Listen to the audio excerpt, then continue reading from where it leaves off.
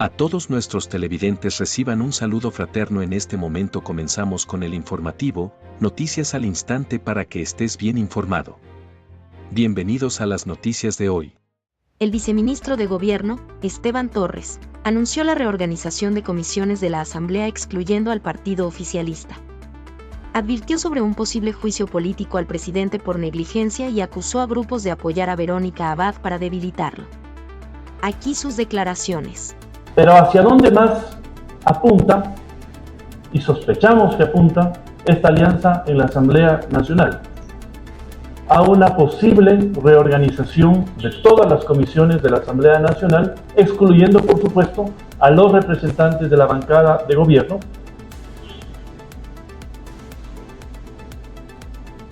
a procesar un posible juicio político al presidente Noboa por un supuesto y falso incumplimiento de funciones, con el análisis del informe a la Nación, que el día de ayer en la Asamblea conformó una comisión, también al margen de la propuesta de gobierno, para evaluar ese informe.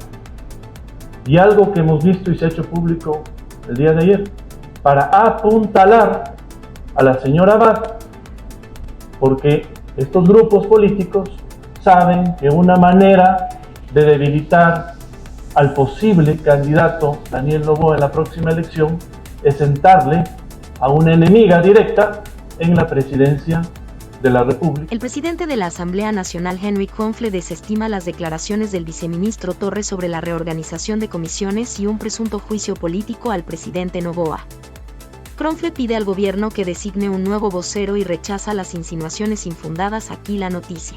Sorprendidos realmente porque se dijeron una cantidad de cosas sin ningún conocimiento, ni político ni jurídico. Ninguna de las dos cosas cabe en lo que ha declarado el señor Esteban Torres. Primero, el señor Esteban Torres quiere demostrarle al país que él sabe lo que está pasando en la Asamblea Nacional. Y yo pregunto aquí a mis colegas, máximas autoridades de la Asamblea Nacional y a los jefes de bancadas, si han visto por aquí en la Asamblea Nacional al señor Esteban Torres. El señor Esteban Torres no ha hablado ni conmigo, ni con los vicepresidentes, ni con el jefe de bancada de Construye. Hace suponer al país con unas declaraciones completamente ilógicas que carecen de sentido jurídico, que aquí se está confabulando acciones en lo que él denomina una lucha de poderes. Señores, aquí no estamos para luchar los poderes del Estado. Aquí estamos para buscar gobernabilidad y para darle estabilidad política al país. La vicepresidenta Verónica Abad afirmó que, de llegar a la presidencia, consideraría reducir el IVA y revisaría el reciente acuerdo con el FMI. En política y gobernabilidad, es esencial revisar las cosas. Claro que sí, porque gobierno para la gente. Presentamos el detalle de sus declaraciones. ¿Usted revisaría, por ejemplo, el 15% del IVA, decisión adoptada en el gobierno de Daniel Noboa, si usted llega a la presidencia? Por supuesto. ¿Ya? Nos subieron el IVA por el tema de la seguridad. Hemos pasado, ¿cuántos estados de excepción? Sale la ministra en ese momento de gobierno, de Interior ahora, la señora Palencia, a decir que tenemos el 90% controlado. Seguido a eso sale la señora Jacome a decir que podemos trabajar tranquilos y dormir en paz. Y en esta semana, lo que hubo en Manta, lo que yo vi en mi cuenca, sicarios en mi ciudad de paz, sicarios bajarse y matar gente. No, eso ya es un extremo. Eso es de todos los días. Entonces, ¿por qué nos ha subido el IVA? ¿Para qué?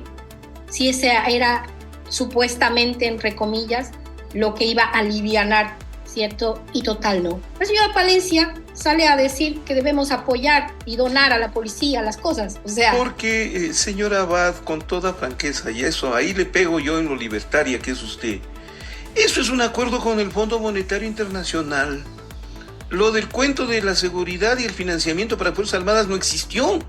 Es el cumplimiento de disposiciones del Fondo Monetario Internacional. Y a propósito, ¿usted revisaría el acuerdo con el Fondo Monetario Internacional, señora? Verá que llega presidenta de la República. Mire, en política y en gobernabilidad tiene que revisar las cosas. Por supuesto que sí, porque no gobierno para mí, gobierno para la gente. El viceministro de Gobierno, Esteban Torres, declaró que la eliminación de los subsidios a la gasolina extra y Ecopaís no se aplazará hasta el próximo año y debe implementarse de inmediato, aunque no se ha fijado una fecha específica para su ejecución. Presentamos el detalle de sus declaraciones.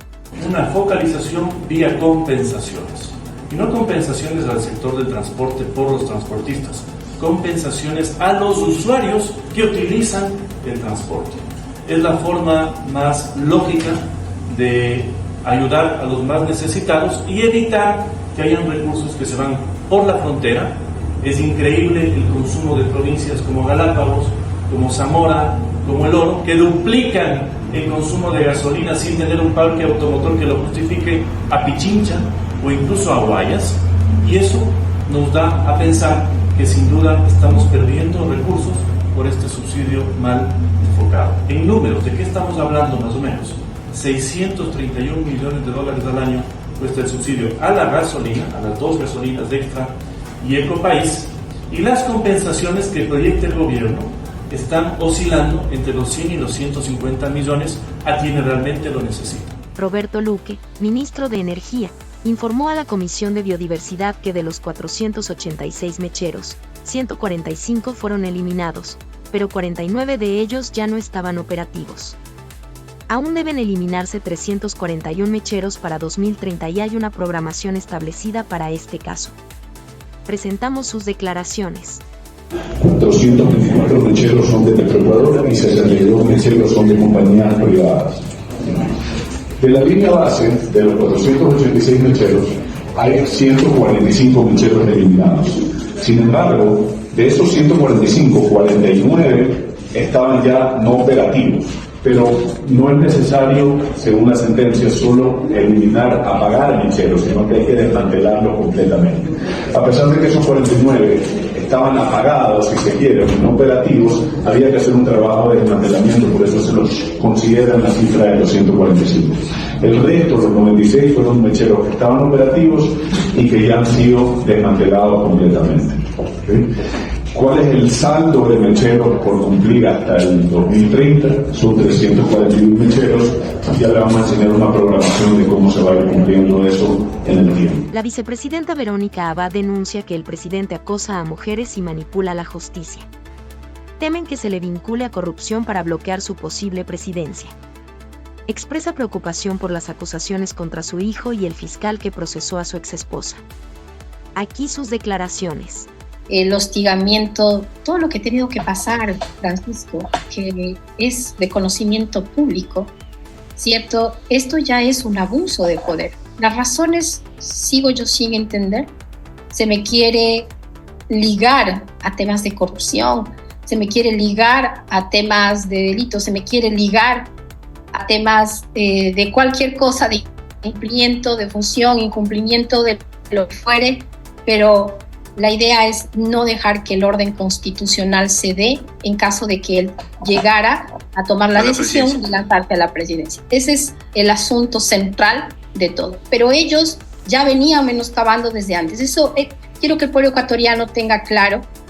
¿Por qué? Porque me tengo que defender y lo haré en las instancias legales e internacionales ante este hostigamiento que he tenido y violencia secuencial, que lo puedo documentar con lo que yo estoy hablando al pueblo ecuatoriano. Virgilio Hernández, parlamentario andino, niega vínculos con Daniel Salcedo tras su testimonio en el caso Purga. No lo conozco ni he tenido ninguna relación con él. Hernández se desmarca de las insinuaciones y rechaza cualquier conexión con las actividades investigadas. Aquí sus declaraciones. Ante las perversas insinuaciones que han surgido a partir del testimonio del señor Salcedo, debo decir categóricamente que no lo conozco, ni he tenido ninguna relación con él. Respecto al abogado Romero, en el 2021, frente a la persecución, contratamos una pericia técnica que ayude en nuestra defensa. Y a partir de esa fecha no he vuelto a saber de él. No quiero imaginar en qué oscuros pasillos se tejen los hilos finos o gruesos de estas mentiras infamias que solo responden al odio, la venganza y la miseria. pero les quiero asegurar, frente a las malintencionadas alusiones que son absolutamente falsas y que nunca he gestionado nada para nadie al margen de la ley, menos para obtener decisiones judiciales. Por eso quiero repetir lo que siempre suelo decir, que investiguen todo, que investiguen a todos, pero siempre con base a la Constitución. La vicepresidenta Verónica Abad expone sentirse amenazada y desterrada, señalando que esto evidencia intentos de eliminar su presencia política. Subraya su previa expulsión del país como prueba de tales acciones y alerta sobre la persistente intimidación en su contra. Aquí sus declaraciones. Disculpe, ¿recibió usted amenazas desde el gobierno de Daniel Noboa? ¿Recibió amenazas del presidente Noboa? ¿Puedo ser duro en la pregunta? Amenaza, todo el tiempo he estado amenazada. Por eso el destierro. Ya, pero amenazas del presidente. Eso ya es tal. una amenaza porque está claro de que ellos no me quieren. Ya. Eso fue lo que yo dije. Se entiende. No lo dijo ahora, lo he dicho desde el inicio que salí de Ecuador. Es clarísimo. No podemos tapar eso con un dedo. Ahora, que se quiere desaparecer mi vida del área política, que se quiere desaparecer. Ahora, ya ustedes los ecuatorianos tienen clara evidencia de eso. Cuando yo lo dije, fue una cosa muy normal, ¿sí? El ser sacada del país de la forma en la que fui sacada, como algo muy normal. No obstante, mis ideas siempre fueron guardar el orden constitucional. Y por esa razón acepté el venir acá en las condiciones que me enviaban. El legislador Carlos Vera Mora, de la Comisión Ocasional, espera que el primer informe sobre los proyectos de ley de la consulta popular esté listo para este fin de semana y presentarlo al Pleno la próxima semana. Además, diversas autoridades comparecerán este miércoles, 5 de junio. Aquí la noticia.